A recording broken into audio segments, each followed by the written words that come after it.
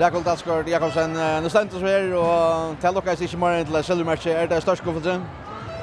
Alltså när man också man vet inte spalt så gott det så är det den rätta vinnaren som ständer det.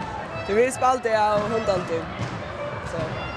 Ja, men till att komma i finalen och komma så långt gör det att och ändra stjärnan på en matt är nökt vid att vinna silver. Det är nog länge sedan flera vunnit något som helst i Råra. Det har ju smärt. Ja, alltså de har hyrt ett cappingar och så har vi ett väldigt jävla goda och vi tar vi finna att goda spelare fram så är vi suveräna. Men så tänkte jag om bästa sin att jag finner att spela fram och tar hit i långt en touch framför det. Det är sin försök. Men han ju är nöjd med det, men vi skulle ha vunnit det här istället. Vad är målen att täcka och Mjölnerus finalen?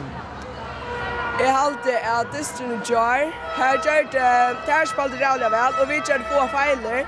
Men vi kan ju säga det var inte en extra månad. Så där visste jag, hvis vi kom i ett taco så kunde vi gå vinna Jar. Och i det så det ena sättet var gott och det var inte så gott. Så.